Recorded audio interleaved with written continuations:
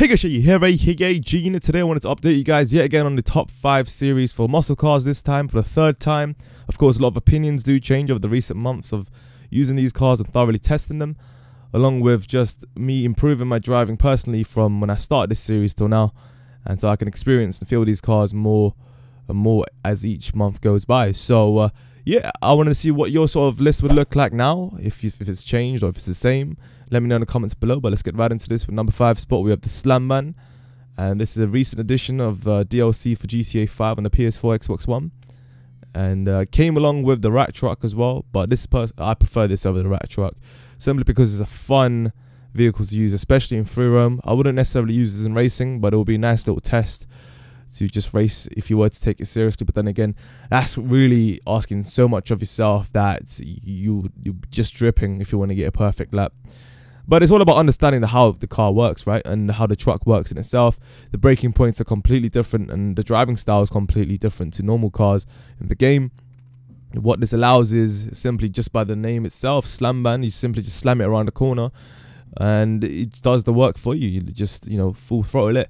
No need to brake or anything. Just let go of the throttle at high speeds and just take the corner, and the rear just literally sticks out, and you're going to be drifting or sliding, or however you want to call it, with GTFM mechanics. It's absolutely brilliant. You can just carry the speed around consecutive corners as well, and it's not necessarily the quickest when it comes to acceleration, but then once you do reach the optimal speed, then you're going to have extreme fun. Of course, if you do screw up the timing of your turning, you can completely go wide, understeer all the way to the other side and screw up. So it's extremely costly because it's difficult to recover once you do end up slamming it into a particular corner.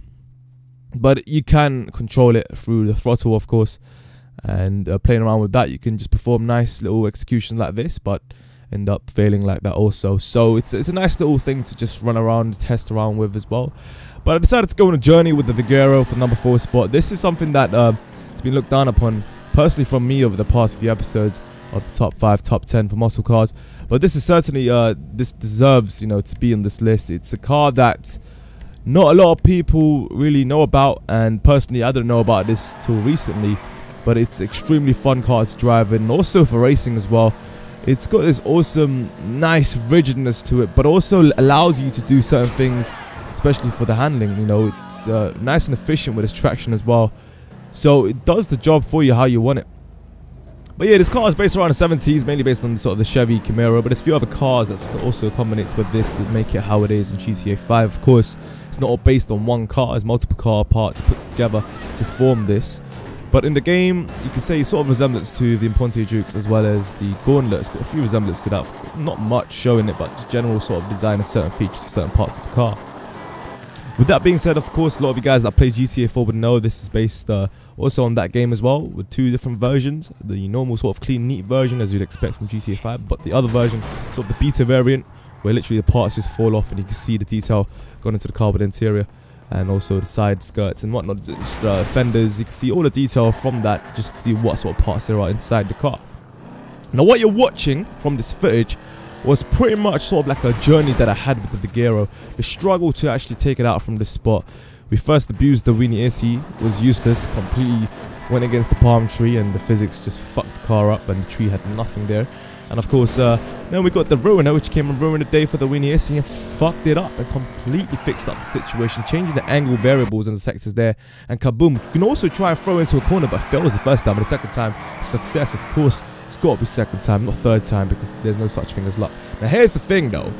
Now, when you throw it in to a particular angle of a ramp, you can get some nice barrel rolls in, but of course, with awkward angles and landing like that, you're going to fuck the entire car up. But then we can recover the awesome little 360 spin just to make sure that we're going to prepare ourselves for the final landing, which we completely failed. Which, you know what happened? He completely busted up the car. He didn't want to respond, did not want to recover.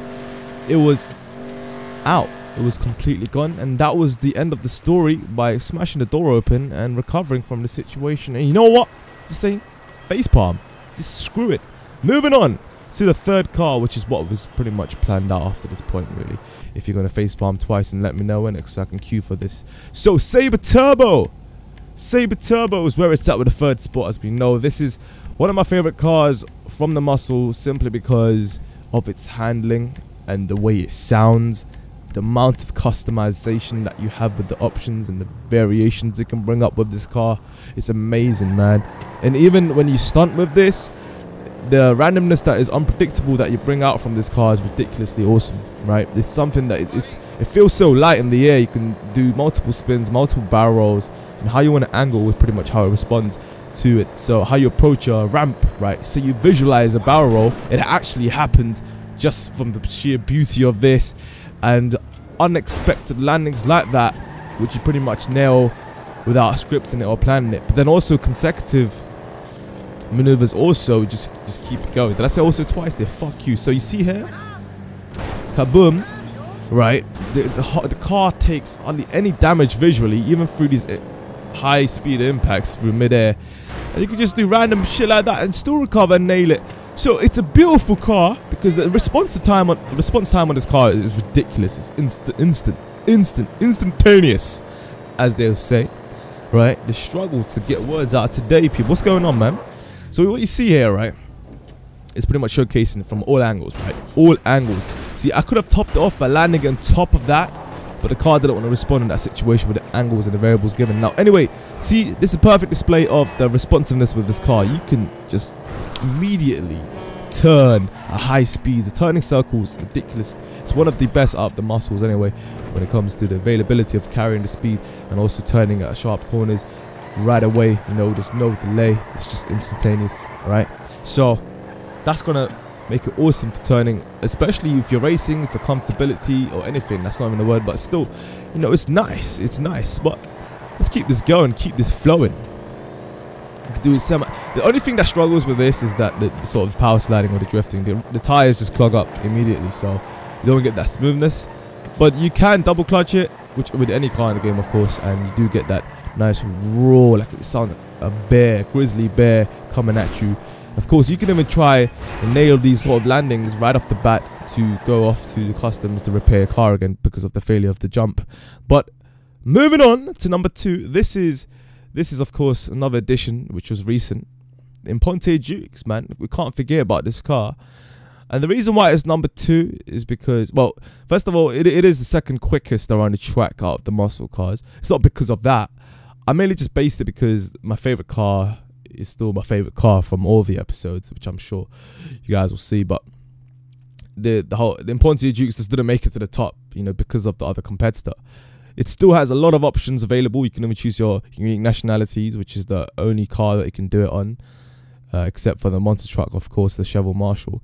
But this is, I don't know, that's something that is really down to you, but it's unfortunate they limit the nationality and the flags available when you choose it. I mean, where's Sri Lanka at, brother? You like, you know what I mean? Like, what's wrong? You know, I don't know, man. Like, they don't consider that shit. Anyway, I wasn't being serious, by the way. That would have been nice though, actually. But this also sounds amazing. You know, it does give that nice feel like the Sabre Turbo, but this one does tend to oversteer quite a bit because it does produce way more speed, and top speed is definitely greater than the Sabre Turbo. And handling wise, it's still comfortable, it's still efficient, but like I said, you still get that little bit of oversteer because you have the option to carry a lot of speed.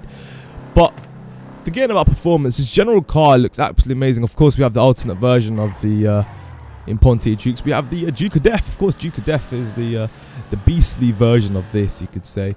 It's only downside, you could say, I mean, it's really down to preference and opinion, but the first person, when you're inside, is sort of the cage it has, the custom built cage. It makes it extremely difficult to see. So if you are going at high speeds and out of nowhere, let's say a deer pops up or whatever, you know, unfortunately, is there animals in this game on multiplayer? I'm not even sure, you know. The funny thing is, I hardly free roam. That's the honest truth, man. I'm either fucking testing cars or racing. But, yeah, basically, you can literally get spooked. Something may pop out, even if you go at high speeds. And with the GTA 5 pace, with the mechanics, you go hit something so hard with hardly anything you can see. Oh, boy, if you got the volume turned up, you will get a shock, near enough death. So you better be careful. That is only health and safety downside to that, literally in real life I'm talking about, not even in the game. But that's still the Imponte Dukes, deserves number 2 spot regardless. But of course we have the Dominator number 1 spot. You can't, there's nothing at the moment that would go against this car. I mean, first of all, performance is one of the best. It is in fact the best out of the muscle. But it does have a huge skill gap out of all the other muscle cars, except for the Slamvan, if you want to take that into consideration of racing anyway. But the Dominator, right, it's a really, really good car for optimizing your lap times with the speed that you can carry around the track. It's got awesome top speed.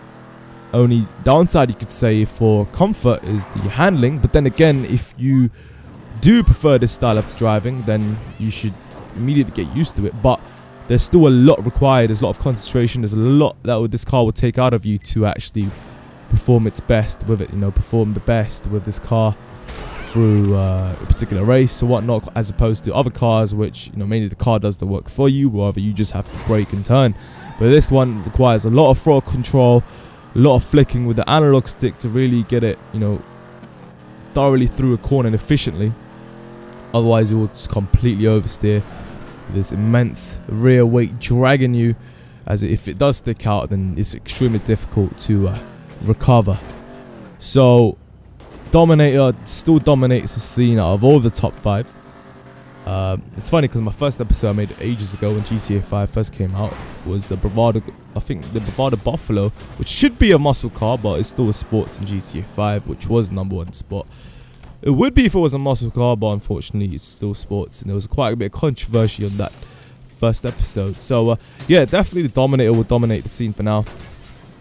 And I didn't know this mechanic, right? I didn't know that they put this much detail into breaking a glass out of a window of a car, right? So it's nice to see that detail, but unfortunately one part just didn't want to break, so I decided to just, you know what, test it out with the gun, and you know, it does break, so that's fortunate. Anyway, let me know in the comments below what your top 5 would look like for the muscle cars from your experiences. Has your opinions changed? Is it still the same? Mine certainly has through the experience I've gone through. And so yeah, thanks for watching, and of course hit the like button if you did enjoy, and I'll see you guys soon. I appreciate the support. Shaggy so now. Good night, peace. Yeah. Hey guys, Shaggy here, aka G. Welcome to the GTA 5 top 10 episode. Today we're top 10 best looking interiors. Finally got around to it after thoroughly going through majority of the vehicles in the